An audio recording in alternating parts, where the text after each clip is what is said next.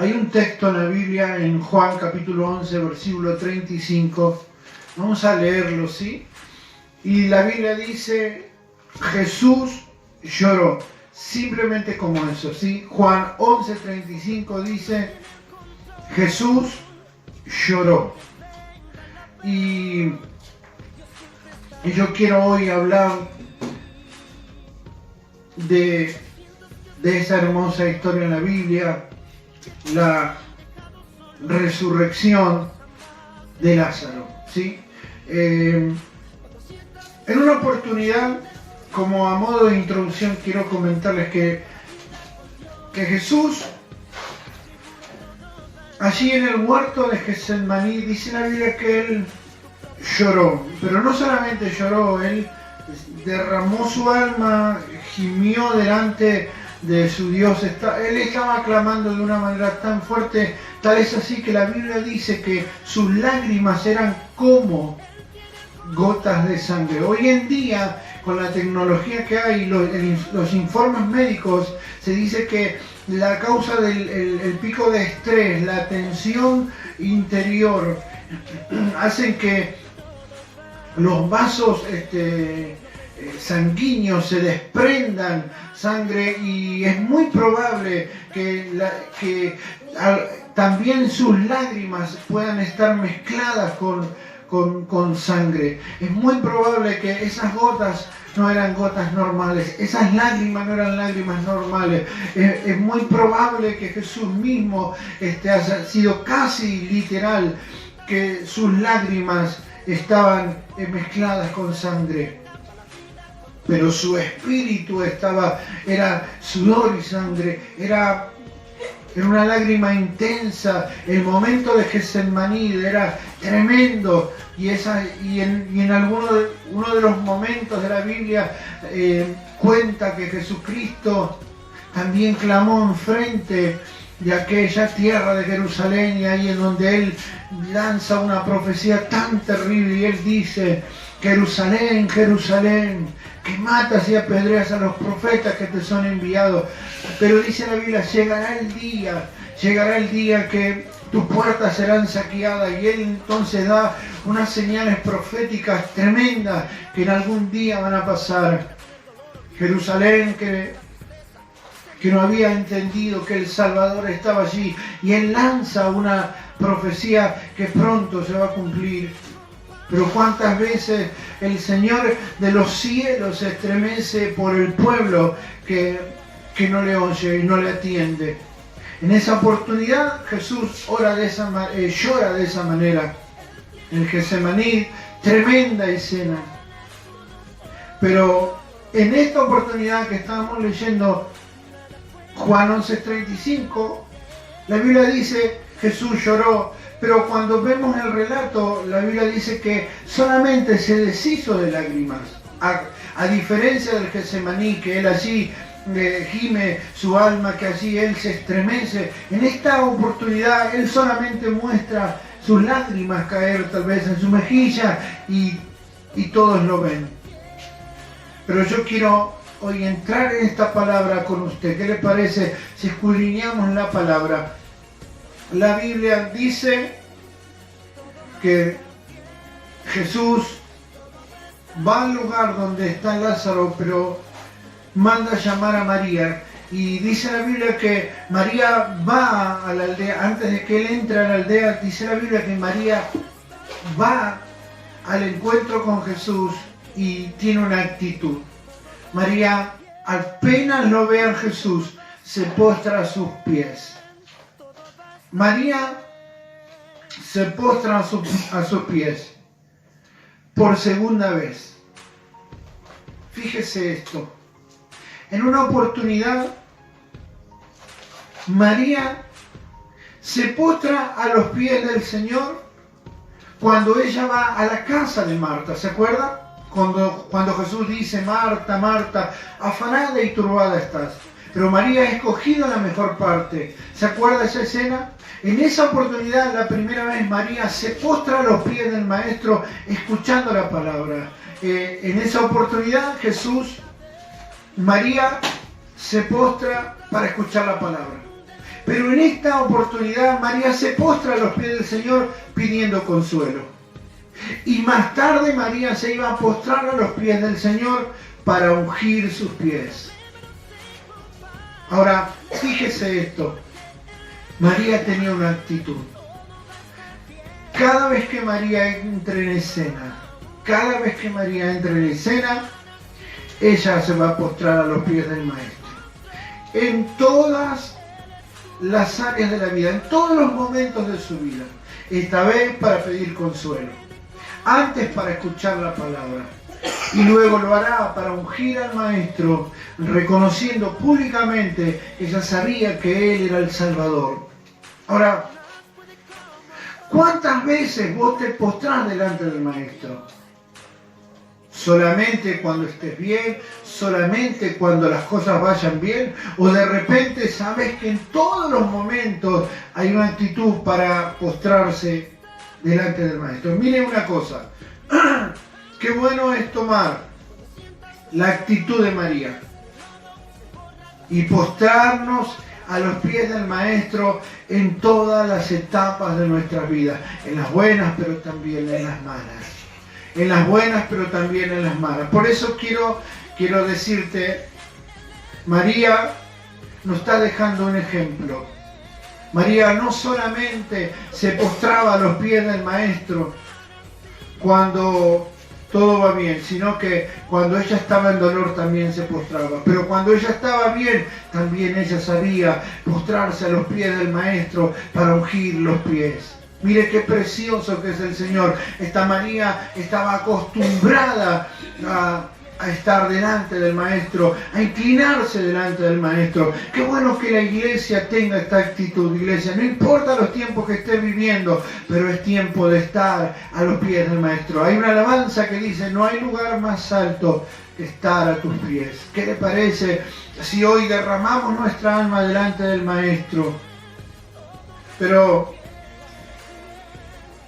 María dice algo que conmovió al Señor Jesús. La escena cambia en estos momentos. Algo iba a pasar, un clic iba a ser en el cielo, en el reino. Porque María ahora le va a decir al Señor, si hubieses estado aquí, Lázaro no hubiera muerto. Escúcheme bien, por favor. ¿Cuántas veces nos hemos preguntado esto, verdad? ¿Cuántas veces nos hemos dicho, si hubieses estado aquí, esto no hubiera ocurrido? Si hubieses estado aquí, mi matrimonio no se hubiera quebrado. Si hubieses estado aquí, mis hijos no estarían en la droga. Si hubieses estado aquí, no me hubiera pasado esta tragedia que me pasó. Si hubieses estado aquí, yo estaría mejor. ¿Cuántas veces nosotros le demandamos al Señor por no intervenir en los momentos más críticos de nuestra vida, verdad? ¿Cuántas veces nosotros decimos, Señor, ¿por qué nos ocurrió esto? ¿Por qué me dejaste solo? ¿Por qué me abandonaste? ¿Cuántas veces usted sintió que estaba solo, que estaba sola, verdad? ¿Cuántas veces usted en el momento más crítico, usted se encontró tan solo? Allí no estaba ya mamá, papá, allí ya no estaba su esposo, su esposa, sus hijos, su consejero, su pastor, ya no estaba, sino que usted se empezó a encontrar solo y sola. ¿Y cuántas veces nosotros interrumpimos el cielo y entonces le decimos al Señor, si hubieses estado aquí, esto no hubiera ocurrido? Pero cuando Jesús le vio a ella y a sus amigos llorando, la Biblia dice que algo ocurrió en el corazón del Señor. La Biblia dice que Él se conmovió. Unos versículos anteriores, el versículo 33 o 34 dice, de San Juan 11, dice, Jesús se estremeció y se conmovió. Escuche bien, en espíritu. En espíritu. La Biblia no dice que Él se conmovió en el cuerpo, se conmovió en alguna actitud. La Biblia dice que Él en el espíritu, en su espíritu se conmovió y se estremeció. La Biblia utiliza esas palabras. Si usted empieza a discernir, si usted se empieza a meter en esas palabras, ¿sabe una cosa? ¿Sabe qué estaba ocurriendo? En otras palabras, Jesús se enojó.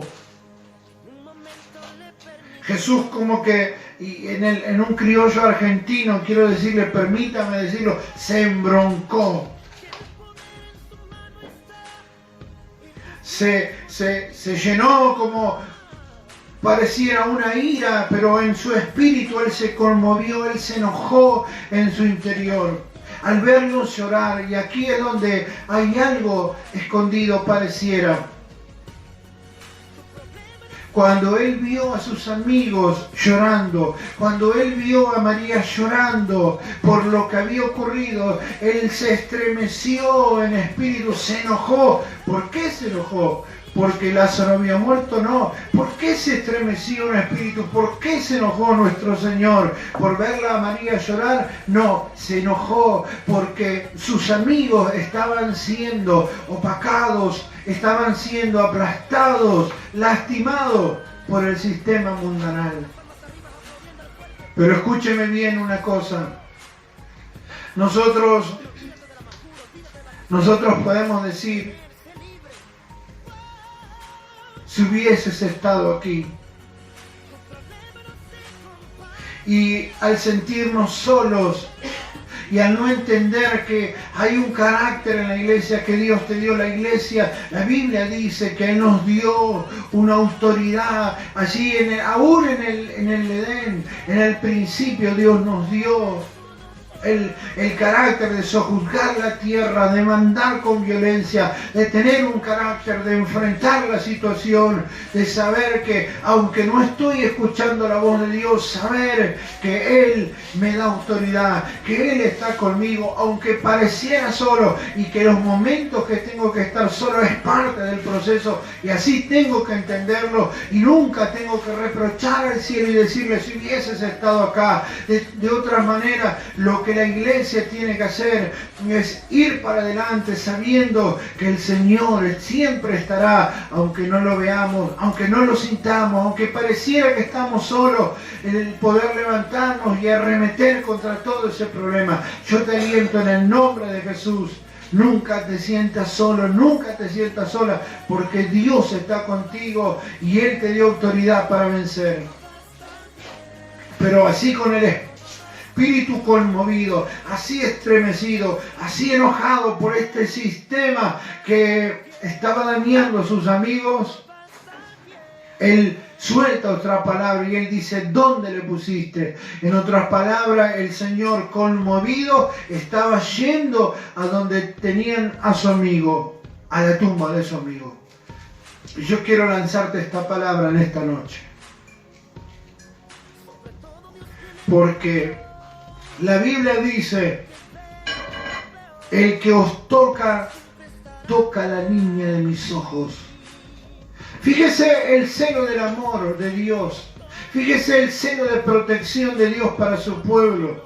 Imagínense a Dios, a ese gigante poderoso, defendiendo a su pueblo, desnudando su brazo a favor de la iglesia. Imagínense a ese Dios que está dispuesto a mostrar que es un Dios de guerra, un Dios de protección y un Dios que no permitirá que toquen a sus hijos. Fíjense de esta manera el Dios que predicamos, porque Él con esa intención, con esa enojado contra el sistema, Él dice, ¿dónde le pusiste? Yo quiero lanzarte esta palabra. Mi Dios grande y fuerte está yendo hacia donde está esa muerte, hacia donde está eso que se murió. Yo no sé si tu matrimonio está muerto, yo no sé si tus hijos están muertos espiritualmente hablando, si no sé si tu economía o no sé qué se ha muerto el área de tu vida, pero quiero decirte con todo el ímpetu, el corazón conmovido del reino de los cielos está preguntando, ¿dónde le pusiste? Porque yo voy a ir a ese lugar. Ay, qué bueno es que nuestro Dios se está levantando poderoso y está yendo allí donde está tu problema. Quiero hablarte al corazón, no tengas miedo, esté tranquilo, porque mi Dios se está levantando con guerra, se está levantando con un corazón para defender al pueblo, y Él está yendo con sus pasos agigantados, golpeando la tierra, está diciendo: ¿dónde pusiste eso que se murió? Porque yo voy a ir ahí. Y 11:35 de San Juan dice: Jesús lloró. Jesús lloró.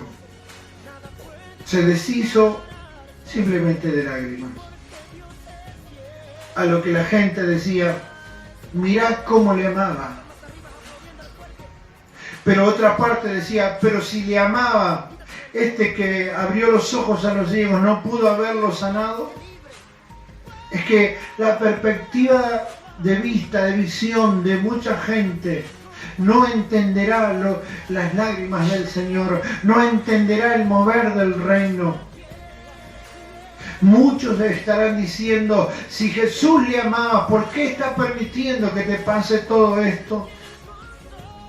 No van a entender el proceso del ser humano, no van a entender que, y siempre se le acusa a Dios, todo está pasando por la culpa de Dios, todo esto, ¿por qué te pasa esto? Vos que sos cristiano, vos que amás a Dios, y todo esto te está pasando. No, es que no van a entender nunca el proceso del Señor. Pero yo quiero decirte una cosa: no importa lo que estés pasando, pero mi Dios está yendo a tu encuentro, pero el Dios que yo predico está ocupándose de tus asuntos, aunque nadie lo entienda. La gente decía: si le amaba tanto, ¿por qué no le ayudó? Es que Dios necesita algunas veces, Dios permite algunas veces que la arena del desierto pegue en tu cara, que el sol queme fuerte. Pero es allí donde más se va a ver el poder de Dios en tu vida. Te animo en el nombre de Jesús, te animo para que puedas entender que Dios está viniendo a tu encuentro. Cuando llevan a Jesús allí, María le dijo: ven y ven dónde está. Dice Jesús, lanza otra palabra otra vez, y Él dice: quitad la piedra. Me imagino a la multitud o a la cantidad de gente que estaba allí, porque sucedía que la cultura judía decía que en el primer día que el ser humano fallecía, en el primer día, antes de 24 horas, se tenía que preparar el cuerpo. Y si querían los servicios funerales, entonces se procedía a, si era hombre, los hombres lavaban el cuerpo, les vestían, le ponían velas alrededor, y entonces ese era el servicio que se acostumbraba. Y si era una mujer, mujeres lavaban su cuerpo y entonces le ungían con esos perfumes aromáticos y luego les vestían, pero eso tenía que hacerse de inmediato en un día, y hasta que venía el entierro. La historia dice que gente que estaba alrededor podía quedarse hasta el entierro ahí, y la gente le decía, la cultura le decían guardianes, porque tenían que estar allí cuidando el cuerpo. Cuando Jesús dice quitad la piedra, me lo imagino a muchos diciendo: llegó tarde para la guardia. Esto no es tiempo de estar cuidando el cuerpo porque ya llegó tarde, no es tiempo de esto, está desordenado en la cultura no dice eso, las costumbres no dicen eso, la costumbre dice que ya se le pasó, tenía 24 horas, apenas él tenía que estar acá, apenas había fallecido Lázaro. Lo que la gente no entendía, que el reino de los cielos no se mueve con la costumbre de la tierra, no se mueve con la lógica de la vista humana. El reino de los cielos tiene su propia visión. Yo quiero decirte, deja de manejarte con la visión de la tierra, empieza a mirar los cielos, empieza a escuchar al Señor, porque el pensamiento del Señor es diferente. Cuando vos pensás que nada va a poder ser, cuando vos pensás que lo imposible viene, lo posible de Dios empieza a sucederse. Así funciona en el reino de los cielos. Y el Señor Jesús da la orden y dicen, quitar la piedra. Aunque ustedes creen que yo llegué tarde, yo nunca llego tarde. Yo me acuerdo, mi madre tenía una frase y me acuerdo que en muchos lugares donde ella tenía las iglesias, la gente la recordaba por esta frase. Jesús, mi Dios, nunca llega tarde, decía ella. Y verdaderamente es así. Para nosotros pareciera tarde, pero Él tiene todo su tiempo y Él sabe el tiempo perfecto. Y el Señor dice, quitar la piedra, porque usted sabe que las tumbas eran cuevas con una piedra enorme, que tal vez una persona sola no podía moverlas, pero Él dice, quiten la piedra, quitad la piedra. Y no voy a decir nada que ya no hayas escuchado, porque simbólicamente muchas veces, para que poder ver qué quiere hacer Jesús, qué se le ocurre ahora, ¿para qué quiere que quitemos la piedra? Pero hasta que no quites la piedra no verás qué puede hacer Jesús. Así que la pregunta de Jesús estaba desafiando a muchos corazones que vieron a Jesús haciendo milagros, y si Jesús ordenaba algo era porque un milagro iba a venir. Así que ahí estaba el desafío, pero la orden era quitar la piedra. ¿No será que no vemos los milagros del Señor? ¿No será que empiezas a mirar la lógica? María le dijo, Señor, viene ya, es de 4 días. ¿No será que cuando el Señor Jesús dice quitar la piedra, entonces el milagro no puede venir porque esa piedra de duda, de dificultad, de falta de confianza en el Señor es tan grande, esa piedra, que no deja actuar el poder de Dios? Yo quiero decirte, ¿qué es la piedra? ¿Cuál es la piedra? ¿De qué tamaño es la piedra que está antes del milagro que estás esperando? Porque de por sí ya te parece imposible, pero yo quiero animarte en el nombre de Jesús hoy. Vamos, quita esa piedra, porque una vez que quites la piedra, el Señor Jesús va a hacer su parte. Una vez que te esfuerces, mire, con una sola persona tal vez no se podía sacar esa piedra. Así que me imagino a alguien diciéndole, por favor, ayúdenme a quitar la piedra, ayúdenme a sacar la piedra, porque me parece que Jesús va a hacer algo con esto. Me parece que un milagro viene. Yo quiero decirte, estás pensando bien, un milagro se acerca, pero quiero decirte, uno solo no puede mover la piedra. ¿Qué le parece si nos unimos en el nombre de Jesús? ¿Qué le parece si te unes con tu familia? ¿Qué te parece si hoy le pides al Señor que una a tu familia, que una tu vida, los hermanos de la iglesia, los pastores? ¿Qué les parece si hoy nos unimos a una, a clamar, orar, a buscar la presencia del Señor? Porque de esa es la manera donde todos podemos mover la piedra, y es ahí entonces donde el milagro va a venir. Te bendigo en el nombre de Jesús. El Señor Jesús clamó. El Señor Jesús clamó. ¿Sabes qué dijo? Lázaro, ven fuera. En otras palabras, Él dio una orden. Yo quiero decirte una cosa.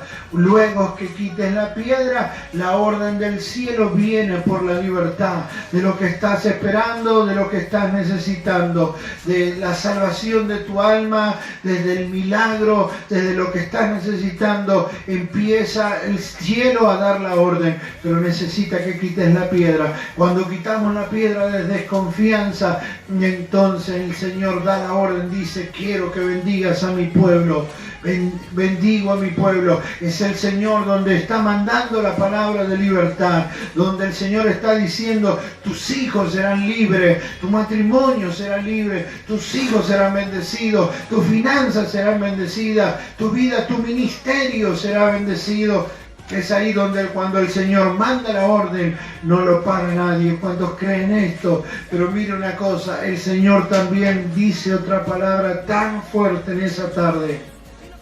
Él dijo: Lázaro, ven fuera. Y en el momento Lázaro empezó casi a saltar porque estaba todo vendado, así que me lo imagino medio saltando, saliendo. Y me imagino a mucha gente empezar a ver, escuchar un ruido medio extraño, algo parecía medio que se movía en esa cueva que no se veía tan bien, algo estaba pasando, una silueta sale y de repente es el que había muerto, estaba saltando, a lo que Jesús dice: desatadle y dejadle ir.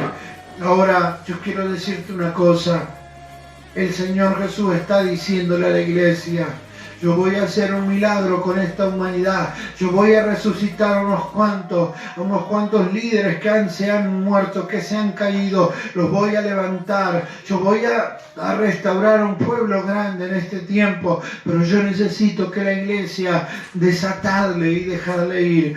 ¿Qué le parece si entendemos lo que el Señor nos está diciendo? Es que quiero que te levantes porque hay mucha gente por desatar. Hay mucha gente por desatar. Hay mucha gente por decirle al Señor: resucita mis sueños, resucita mi esperanza, resucita mi familia, resucita mi ministerio. Envía tu palabra y mi criado sanará, dijo uno. Envía la palabra y restaurarás lo que se ha muerto y lo que parece imposible. Porque confío en ti, Señor. Para ti nada es imposible.